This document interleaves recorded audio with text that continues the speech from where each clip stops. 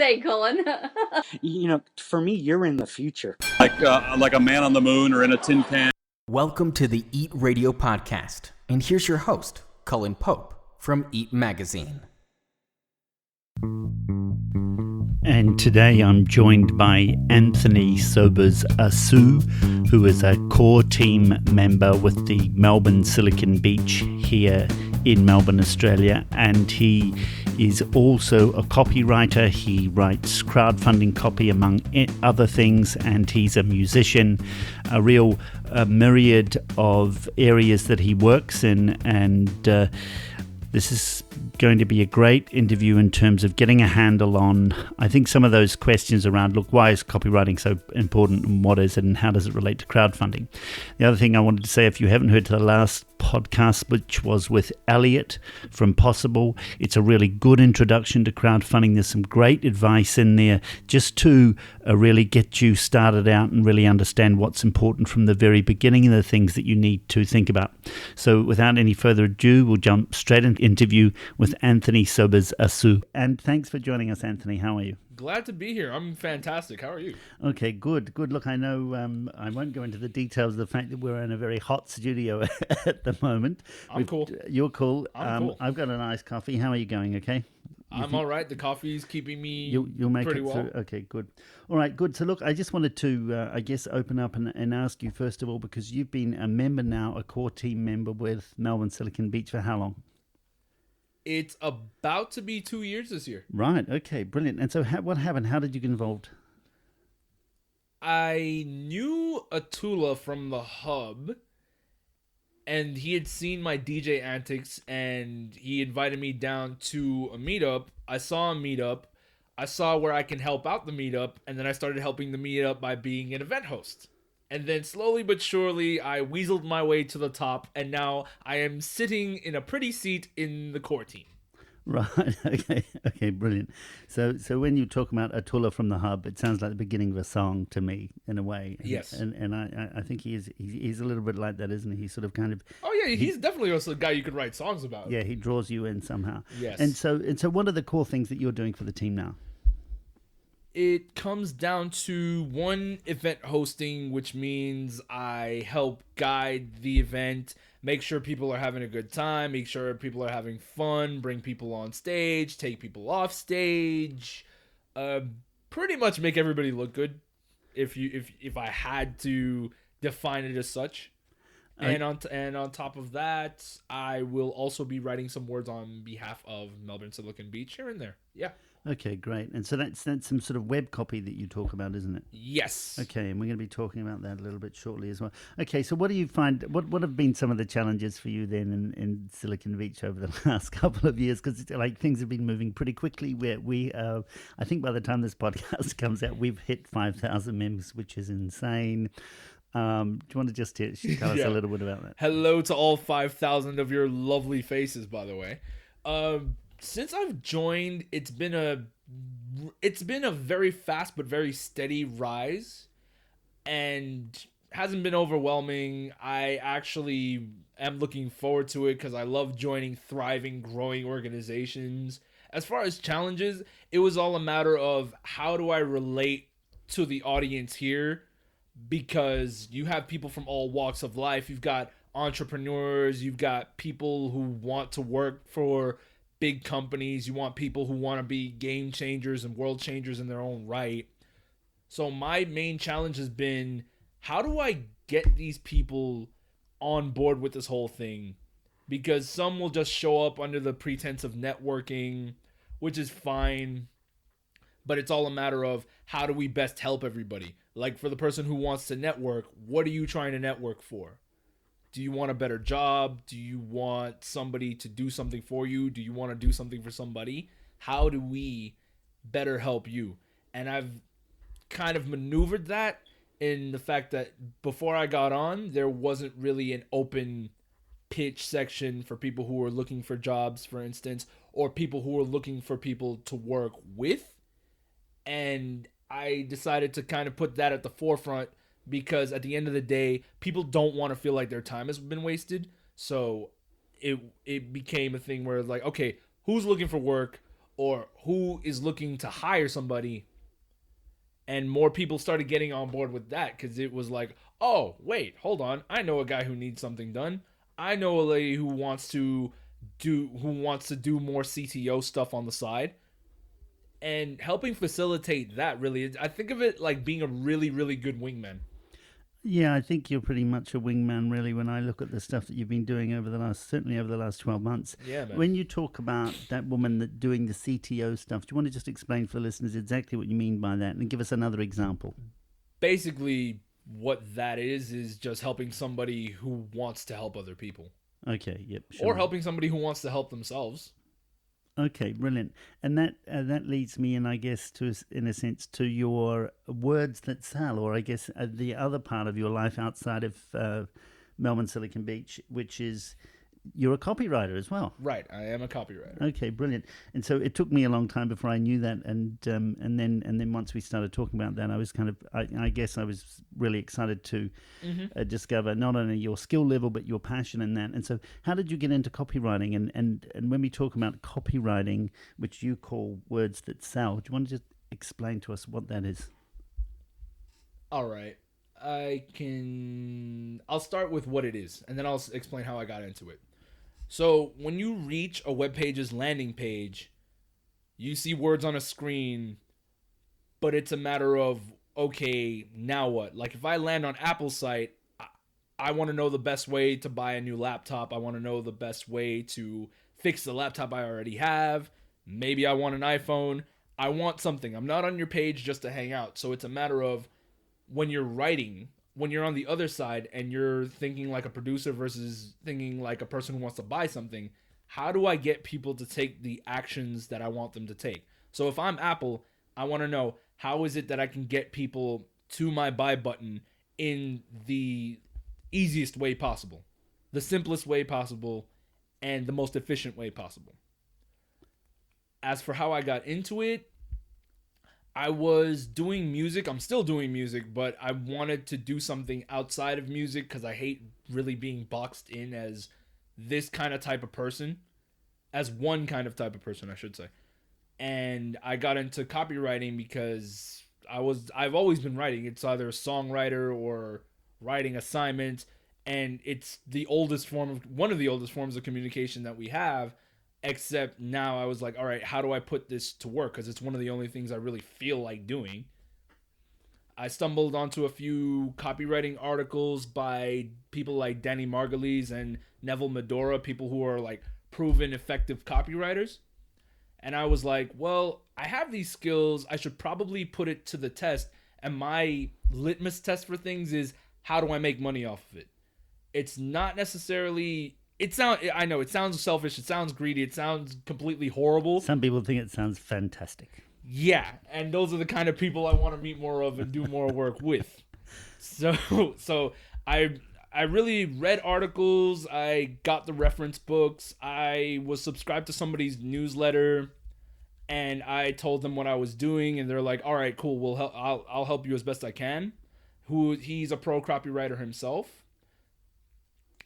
He's on 30daystox.com, by the way, if you're looking for the person I'm referring to in question. Yep. Anyway, so doing that, signed up for Upwork, got the ball rolling with that, started talking to more people in Melbourne's startup community, more people in the startup and tech spaces, and still getting the ball rolling. It hasn't really even been that long since I started, okay, I'm going to actually apply myself to this. Okay, brilliant. And I know that you've certainly been flying when it comes to, I guess, the variety of work that you've been doing, because you've been talking to me about, you've been doing some legal stuff, you've been doing some house selling stuff, you've been doing some crowdfunding stuff, you're doing a variety of things. So would you just talk about a couple of examples of those things that you've shared with me that we can tell the listeners about? The story so far stuff? Yeah. All right, so once I got the Upwork account cracking and online, had a few examples, I started doing little things, just helping the people who really wanted help but wanted a certain quality. So I started doing Kickstarter pages, just a landing page on the Kickstarter, doing exactly what I said, guiding people through a product or service that just needed proper funding. So okay, so there's your sell point right there. Kickstarter pages that evolved into doing email newsletters, that evolved into doing social media posts, evolve and then over time, it's been learning how to do things like set up a proper MailChimp account, how to set up a proper email newsletter that keeps people opening and clicking and doing things. Leadpages, setting up an even better landing page. And it's been work across many industries like legal, retail, real estate, marketing, even weird little things you don't think people are actually in the business for, but they are, like business coaches, life coaches, helping the people who are actually looking for help, pretty much. Right, okay. And one of the things that you had said to me is that writing good copy is hard.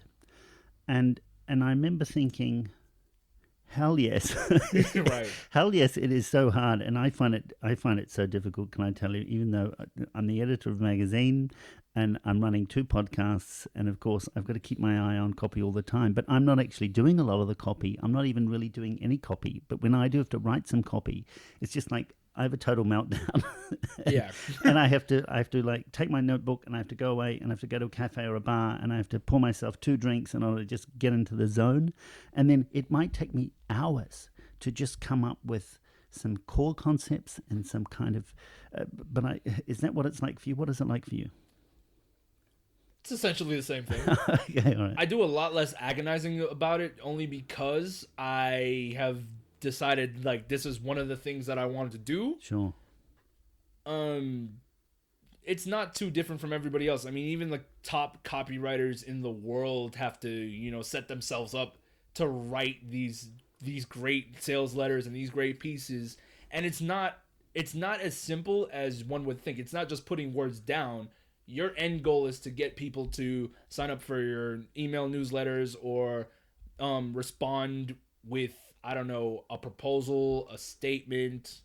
You want people to do something. So it's not just like writing out a short story. It's writing a short story that applies to people and makes them want to, say, give you their money or give you things. Okay, and so when we think about that, if we drill down on a couple of examples, let's talk about the Kickstarter campaign, for example. Sweet, So if we yep. talk about that, then how is copy really important to people in crowdfunding? Well, in the case of crowdfunding, it's of the utmost importance because you have a mission that you want to go on and you need other people's help to do it in the form of cash. So if you're copywriting for a Kickstarter page, you want people to end up giving you like the donation to help get your dreams off the ground versus kicking around in your head. The copy is the go-between, the middleman between what's in your head and people validating what it is you want to do. So for instance, if I wanted to build a robot, but I didn't have build a robot money on me and I couldn't find any private investors, I would go to a Kickstarter page and start listing out what it is I want to do. And a robot's a fantastic concept in this day and age. So, okay, it's a robot. But what does your robot do? Oh, it's a butler robot. And it can make your life easier by bam, bam, bam, bam, bam. And the more you take people down that journey of how their lives could look with their robot butler in it, the more likely it is that they'll just ask you, okay, where do I sign up? Okay, brilliant. And so I think that is a good example because I know certainly within the stuff that I've been on some sort of a high track, a crowdfunding learning curve that I cannot describe you apart from the fact that I feel like I'm holding onto the side of a roller coaster at the moment. Oof. And I can see how there's been a lot of focus on the video, right? So a lot of Right. people talk about the video. But in actual fact, I've seen some campaigns really succeed with the video. It has not been that good, can I tell you? Now, that doesn't mean that the video is not really core. But in actual fact, I would think that the copy has to complement the video, doesn't it? Yeah, everything has to be in order for it to work. And a video is kind of a form of copy in itself because videos follow scripts of some kind And honestly, sometimes the video can be as effective, if not more effective, than words, because now you get to see it in action.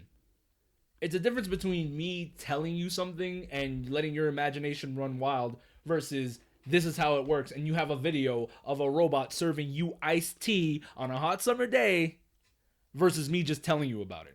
And so in that example then, if somebody just did an awesome video with your robot butler, which I feel like you're going to end up getting somehow, Right. and if that happens, why do we even need copy then? Why don't we just have the video? One, not everybody has the kind of vision that's required for a good video versus the words that explain it. You might be able to see it on a video, but sometimes a video might need a Kickstarter campaign in itself if you want to do it right. You still need the words that explain what it is that that product can do for them. Once you've seen the video is kind of like you just made an introduction to somebody. A video's introduction, you've seen it, okay, I want to know more. That's where the words come in, because now you're getting more details.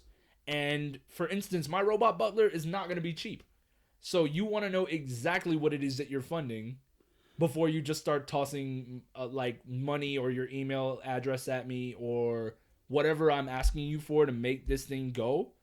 You want to know more details. So that's where the copy fits into the whole copy and video spectrum. Right. And so it's like this whole kind of, it's kind of a marriage in a way, isn't it? Or it's kind of like a marriage of a theme. So you've got the video, let's say the video is 3 minutes, 5 minutes, whatever, and it's just giving you the intro. If you really want the depth and the details before you push that button that says, yes, here's my $50 or my $500 or whatever, you then want to like skim over that detail, and you want to be able to see that in the words, whether it's bullet points or just outlines, where the money's going, what's happening. So it's really, really important that there is a kind of congruent story between those two parts. Is that what you're saying?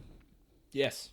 Okay, brilliant. And then in terms of, we're going to get on to Leadpages shortly, which you know I'm a fan of course. Of course. But before we do that, let's talk about landing pages. When you talk about doing a landing page for somebody, what do you mean when you're talking about, because you talk about writing conversion copy that converts. Right. How can you explain copy that converts in terms of a landing page and not a Kickstarter campaign, for example? Okay, so a landing page is that first page you go on when you not even log on to a website. When you go to a website, again, I'm going to use Apple because that's the biggest company on the planet. So you go to Apple's webpage, what's the first thing that you see? You see a beautiful piece of machinery, and then you see the words around it. So when you get to that front page, the first page you land on is the landing page. That's essentially what a landing page is. The first thing you see when you go onto a website, that is your landing page.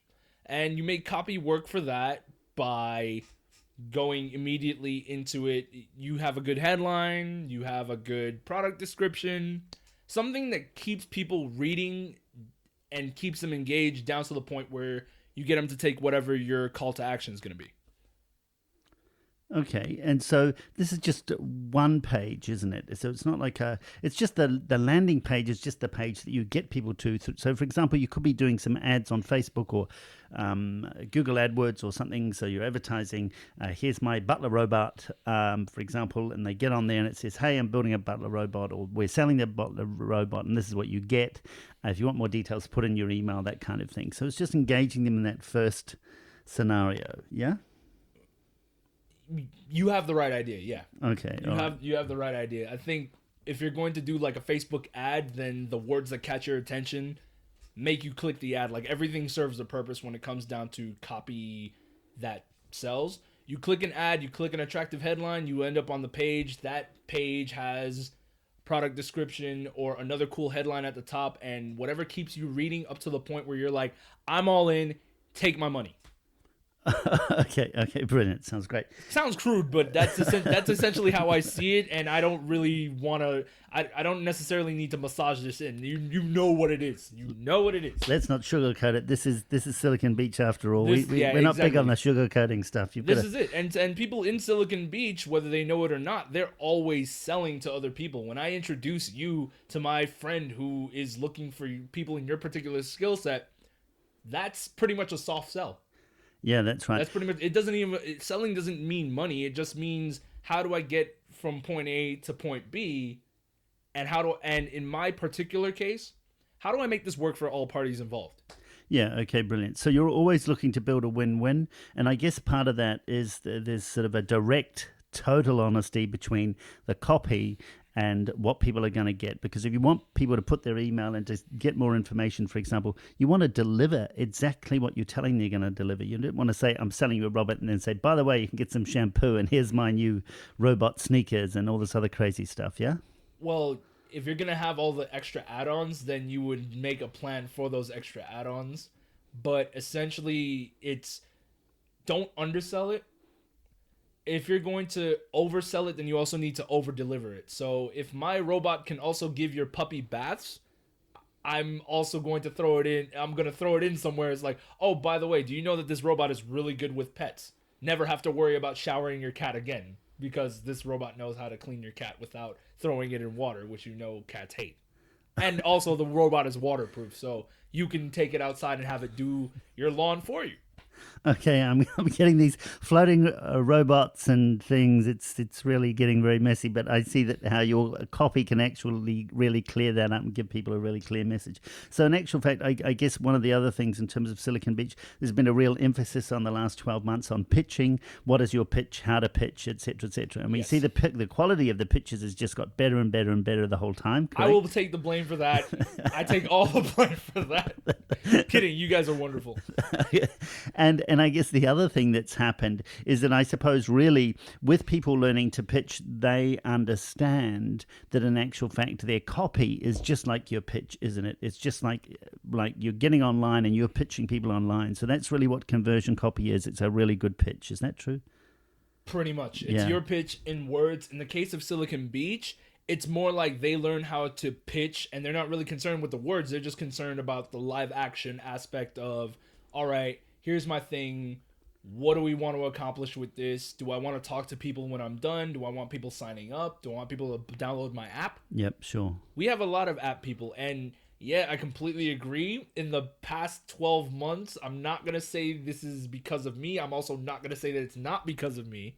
But it's good that everybody's kind of been stepping their pitches up, and you're getting more legitimate people involved with good intentions and a good attitude towards everything.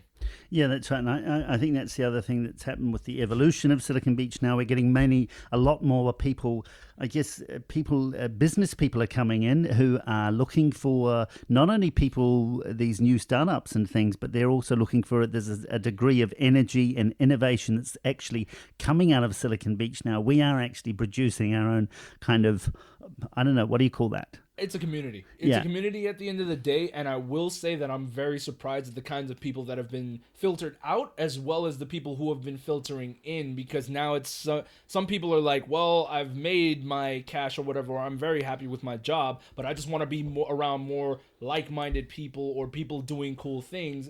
And I'm glad that we have the environment that facilitates that. Okay, that's right. I think you've given me the word. It's an ecosystem, isn't it? It's like a community ecosystem that we've created now. And it's actually beginning to attract even more and more people in that way. And it's been through some of the things that you've been talking about. Okay, we talked briefly before the interview about social media. I know that you've been doing a few sort of posts and things there, this conversion copy, if you like, on various platforms, yeah? Yeah, I mean, words are words are words. So as long as your words are getting people to where you want them to go to, all's fair. And then it's all a matter of how you apply it, what the technique is. Some people try to be funny on social media, and that's what resonates with those people. And some people are just all like offers, deals. And then it's just a matter of phrasing. Yeah, okay. But in actual fact, you've kind of moved a little bit, in a way, almost off the social media stuff to focus more on, I guess, what we're calling this MailChimp sort of setup, which we've been discussing. Yes. We'll talk about now, as well as the content inside the email newsletters. Yep. So do you want to just explain what is that process in MailChimp that you've been helping people set up, and how these newsletters are actually sort of building people's audience? All right, so I'll preface the social media part with I was starting to realize that it's one of those things where you figure out it's fun for me, because I can do all the crazy stuff I want to, but actually working in it and having to produce every time, that wasn't fun. So I've kind of pulled further and further away from that. But the email newsletters is pretty direct. Setting up a MailChimp account. MailChimp's a wonderful company to work with, by the way, as far as setting up your accounts and setting up like segmenting and talking to the people who want to hear from you. MailChimp's awesome for that. So what I would do is set up a variety of different newsletters for your company, talking to different people about different things. Like a 65-year-old wants to hear about something different than a 27-year-old, and it's all based on locations, what you're offering, the people who are into what you're offering, and setting that up so that you get the most bang for your buck, pretty much. Okay, so is that sort of like, I guess, some of the stuff that we were working on earlier in the year where we were talking about, we were using Leadpages, which we can talk about later, but it's where, with the magazine, with Eat Magazine, so for example, we're going to be running 2 or 3 streams. We're running a stream on crowdfunding, and we wanted to give people an option just to come in and get the crowdfunding stuff whenever they want it delivered. Yes. And then we're running another separate stream on equity crowdfunding, and that's for also a bigger audience as well, but people can choose to get either both or they can just get a single stream. Is that the kind of stuff that you were talking about? Yeah, pretty much. The technical word for it is segmenting. Okay. But I prefer to speak about it as telling the people what they want to hear It's when you segment something, you're taking people who are into your particular thing and just giving them that. Just giving the people what exactly they want versus trying to give them everything, and you may have, a couple bites here and there versus somebody who's like, yeah, I'm really into this one thing that you're doing, so just give me that and I don't care about anything else. Occasionally you'll find somebody who's into it, just they just love you and they want to hear everything. They want the entire spectrum. Okay, all right, good. So I think I can kind of qualify that in a way because that's what we have set up with you, in actual fact, for Eat Magazine. So what we've done as we move through time, we're moving into these menus, and we're going to give people menus to choose from, not only inside the magazine, but also inside the podcast, so that people can say, look, I only want to get the crowdfunding stuff, or I only want to get the equity crowdfunding stuff.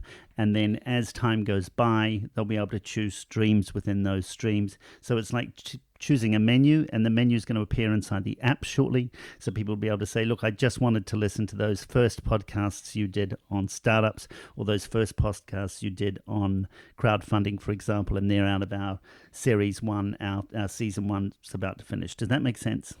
That makes absolute sense. You'll never go out of business by telling people what they want to hear. Okay, brilliant. Don't quote me on that. Okay, you know what? Quote me on that. I can stand by that. I'll double down on that position if I have to. Okay, well, talking about doubling down on that position, can I ask you, when it comes to, why are you such a good copywriter? Are you born a genius? Is that what you need to be in order to be a good copywriter? In the name of telling you what you want to hear, yes, I'm an absolute genius at this, and there is no stopping me. There's no beating me, so don't try. Now I'm gonna give you a serious answer. I just work at it. I study a lot. I talk to a lot of people, just going through stuff. It's not a huge process, but you really to make it work as a copywriter, you have to apply yourself a little bit. I'm not even gonna lie. You can't just put words down on paper. You have to think about things. You may have to shove off to a cave. You might have to shove off to a cafe to just get the ideas flowing and really distill what it is that you're trying to tell people. Okay, yeah, because I noticed that when we were working together, you were asking me lots and lots and lots of questions, and some of the time I wasn't sure in actual fact if you were asking me questions if they were related to the copy or the work that we were doing, or if you were just asking me personal questions, or if you were just asking me questions about other random things, because I didn't really understand, in a sense, the greater picture that you were kind of building around the magazine and around the podcast. And so do you get people that react like that with me, like I did, where I was kind of like, don't really understand where all of it's going? And this is one of the things I'm continuing to work on this year, is just I have to, in order for everybody to see the bigger picture, it's exactly like how you would do a sales letter. It's like, okay, this is your end game. Okay, this is the core idea you want to tell. All right, now I just need to guide you all the way through until we get to the very, very core of the subject. Everything's been laid out, and this is the wide world that could be yours if I write this copy for you. A lot of people don't think that far ahead, and they get to points where like they don't know what they actually want. Yeah. But they want to do something. So what I do is just try to work out the kinks as far as, okay, this is why I ask a lot of questions. So that way we have all our bases covered. So that when you go into the world and this is like, okay, this is Cullen, this is what I'm doing, there is no question as to who you are, what you're doing, what you want to do.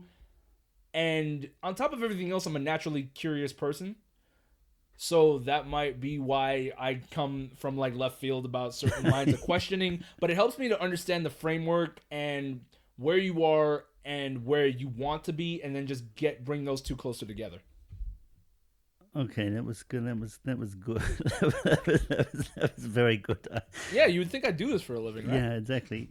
And look, I suppose the other thing that I wanted to ask you about before we get on to,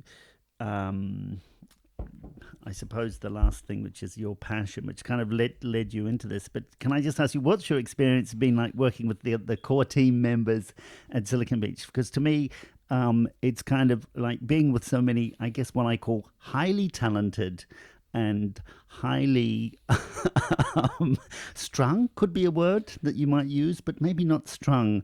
What would be the word that you would describe the core group of people core that we group work is with? very there. It's a lot of talent in one room, and it's a lot of focus in that one room. Yeah. And when you're dealing with a lot of focused people, you have to focus on what the focus is. Yeah, but As far as, okay, we're here to work, we're here to get these ideas out. So if anybody's doing something that doesn't pertain to that, you either write it down, save it for later, and we'll do it after the meeting, or think about it a little more and then come up to us with it. So what some might see as being like a little high strung and highfalutin and whatnot is really just, no, we're not where we want to be, and we want to get to where we want to be. So in order to do that, we need to just dead focus, put the blinders on, turn the headphones off, darken the room, whatever has to happen in order to make it a better experience for everybody involved. And that goes beyond the core team. That's just the Silicon Beach experience in itself.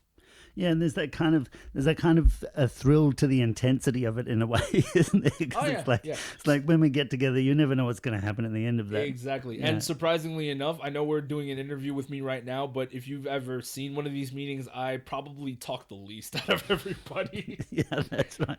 Yeah, I notice you do a lot with your eyebrows during those meetings. Yeah, well, the eyebrows are the gauge, man. It's like good idea, bad idea. It's Yeah. like, okay, left one means you better explain this further because I don't know where you're going, and the right one means, okay, that's interesting. Let's follow that up. Okay. My reactions to things are kind of all over the place, so you can't just trust my body language. Your best bet is just to ask me things. Okay, brilliant. And so, look, talking about that, I wanted to get onto your music because I guess the music, in a way, the music started first. What do you do in terms of music? Because you're an MC, you're Yep. a DJ, you write music, you Uh-huh. create music. Yep. What don't you do with music? I don't engineer, and I try not to get caught up in technical details just because there are certain things that I'd rather not have to like oversee and mastermind and potentially micromanage because I hate being micromanaged. Hence why I do so much freelance work. So as far as music, it goes MC, which I do with Silicon Beach and I do elsewhere. Music producer, music songwriter, DJ. There are a couple of other things, but those are like minute details. But yeah, music started first when I moved to Melbourne. Well, it didn't start when I moved to Melbourne, but I was doing music first, and then I started doing copywriting, and then I started seeing the parallels between those two. And I'd like to think that my experience songwriting has fed my copywriting, and my experience copywriting has fed into the music as well as benefited the rest of my life. So it works in a really cool creative continuum if I had to call it anything. And when we talk about that, because you talk about helping people a lot, and you talk about that as being a really core part of your motivation, we know that there's obviously... Yo, and that throws me off as well, because I'm like, well, I thought I would just be like a hustler or something, just try to like, yeah, you know what, I'm just gonna like take everybody's money and ha ha ha, and I'm just gonna like dive into coins like Scrooge McDuck. But I was like, you know what, I don't really care about that point past a certain point. I'd rather just help people get to where they want to go versus making it about me, because nobody likes the me person. Like, you go to parties, people just talk about themselves, but you'd rather them talk about you. So I'd rather be the person talking about you, and you get a good vibe off of me, and then we help each other out afterwards, versus I'm just gonna step into the room in a toga and be like, look at me, I'm so cool, because that doesn't do anything for anybody, really.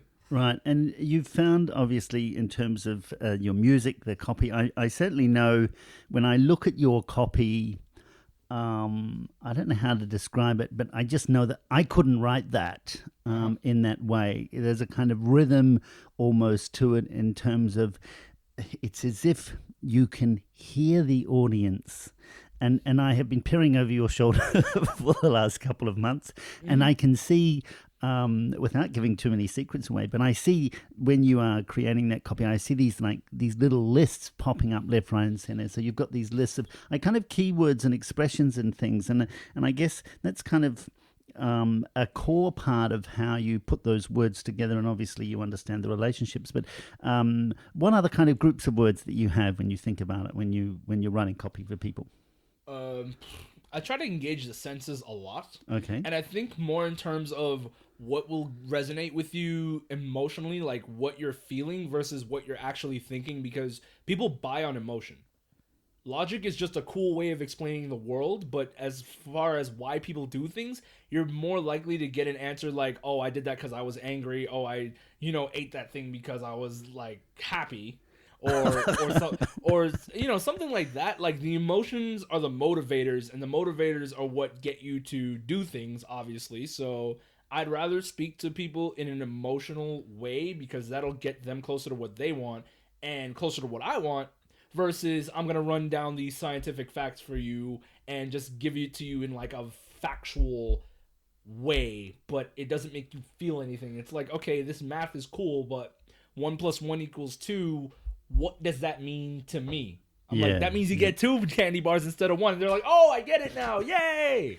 Yeah, okay. And look, before we go into the music in detail, I just want to ask, how do people get in touch with you if they want to ask you for your advice around some copywriting, or if they want to ask you if you are able to do some copywriting for them? How do they get in touch with you? Oh, sweet. Okay, so we can have that conversation by emailing me at anthony@mightknow.com. Can I ask you to spell it in a really Yeah. slow Okay. podcast kind of way? A, N as in no, T, H, O, N as in no again, Y, at, the ampersand thing, might, as in MIGHT, KNOW.com, and then press enter. It's that easy. So what is it, Anthony@mightKnow.com? Yes. Why didn't you make it Anthony@mightKnowHowToHelpYou.com? Might Know How to Help You is too long, Right. and most people don't have the patience to put that in as an email address. We live in a very, very fast, immediate gratification society, so I try to facilitate that as best I can. Just give you the immediate... Here, you know what? Click enter, you're entered. Okay? Click buy, you bought it. That's it. That's how I work. I don't feel like guiding you through the whole rabbit hole thing unless it's going to get you closer to the goal, because you have more important things to do. I just want to give you what you got so you can go about your day and do what you really want to do, versus, oh yeah, I'm just going to keep you stuck in my personal matrix. Okay, yeah. My personal matrix is cool, by the way, but no, you do have other things to do. Yeah, I'm not going to go into the first time somebody sent me one of those, those 55 character long emails, and they're like, what do you think of my new email? And it's like, how can I tell you? It's like, how do I tell you this nicely? That it's 50 characters too long, and I hate it, but I never did in the end. So anyway, okay. So look, let's talk about the music. So this has been a passion for you for how long? Because you've been involved in that industry for a while. I've been doing music in some form or fashion for like over half my life. now, and I haven't been around that long, so don't anybody think I'm like 50 years old telling you, like, yeah, I've been doing this since I was like 3. No. So been involved in music most of my life, and in the past 2 years, I've actually started working with more people, collaborating with more people, whether it be writing, vocals, production, conceptualizing, pretty much everything except engineering. Okay, so I'm going to ask you now, where can people find more of your music? And cool. then I'm going to ask you about the kind of music you've been writing. Okay, cool. You can find the music at djmainevent.com. djmainevent.com. Yep, that's it. It's nothing but mixes and a couple of things I've helped out with and done here and there. And there's more stuff on the way. I'm actually actively working on music as hard as I'm working on copy. So yeah, we're getting all kinds of things from you this year. Okay, fantastic. And I noticed that just before we started this interview, we had a call from somebody who was saying, "Hey, this is somebody on Instagram. You got to get in touch with them." And Yep. and so is this a way Instagram's an important part of how you're connecting with people through music, or it's just another medium, or It's another medium. Yeah. All social media it's just a medium of communication. And I kind of put it in people's heads. It's like, you know what? If anybody needs anything, have them talk to me. And the person who had contacted me was like, oh, yeah, I know somebody who does music. Hey, you guys should talk. And I'm like, yeah, I'm always up for a conversation. Why not? And yeah, so if you want to contact me for anything regarding music, you go book me at djmainevent.com. It's all going to the same guy. I just like segmenting my life differently so I know who I'm talking to for music, and I know who I'm talking to when I need to write copy for pages. Makes things easier for you and me. Okay, brilliant. And for those people that are thinking about, I guess, trying to organize the material before they contact you, or trying to give you a clear voice around which you can write, what advice would you give them? I'll give you a PayPal address. Okay. That's it. Time is money, and therefore, if you're just figuring things out, your best bet is to organize your ideas in a concise way, and then let me know what it is you need as far as what you're trying to do, versus, oh yeah, we're gonna sit down and hash it out together, because that's basically a consultation. Okay, brilliant. And so consultation can be really good for people that don't quite know where they're at as well, isn't it? Consultation never hurt anybody. It's always good to have people you can bounce ideas off of. Okay, brilliant. It's just that I know what I want to be doing, and if I'm helping you bounce out an idea, then I'm helping you bounce out an idea. All right, fantastic. Thanks for joining us today. And any last words of advice for people who are thinking about joining Melbourne Silicon Beach? You can join anywhere from the world now. We've got over 5,000 members. Any last words for those people that are thinking about joining Melbourne Silicon Beach that haven't done so yet? Stop thinking about it and join. The worst that can happen is that it doesn't suit your taste, and that's cool. We'll see you around. Every one of us is out and about in the city doing good and the usual. So come by, try it if you like it. It's free. The meetups are free. The meetups are free, and the meetups are very local. Get in contact with people and get your dreams out. Yeah. Okay. Via Silicon Beach. Okay, brilliant. Thank you very much for joining us, Anthony, and we look forward to hearing more. Thank you. Cheers. Cheers. Great. So that was a really good interview with Anthony, and it's been a real pleasure for us at the magazine to be working with him as well. He's helped with some copy for us and the podcast, and he's done a lot for Silicon Beach.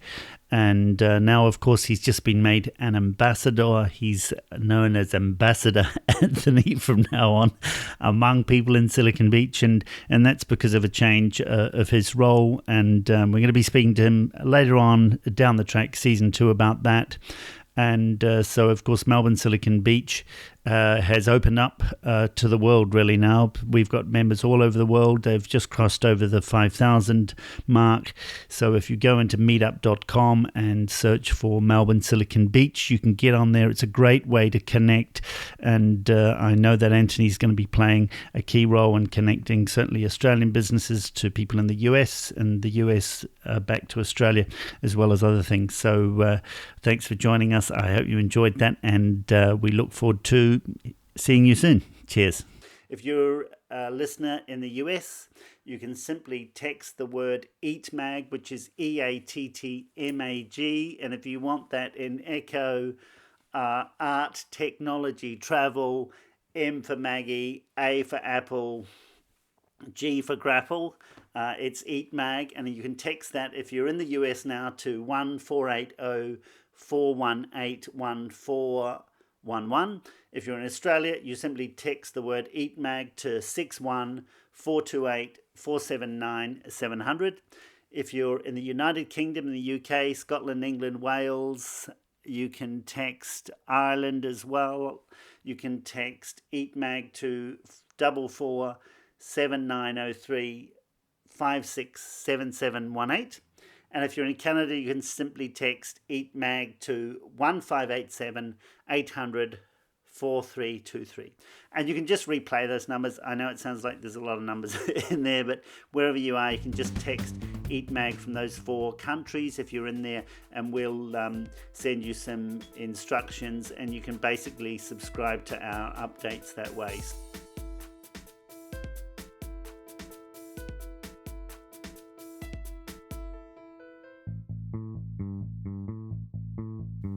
Hi, welcome to Cullen's house, where you can get all the Cullen you could ever need and want in one simple package. That's right, he comes in Cullen Deluxe, he comes in Cullen Plus, he comes in Ultimate Cullen, right here on sale for $49.95 per day.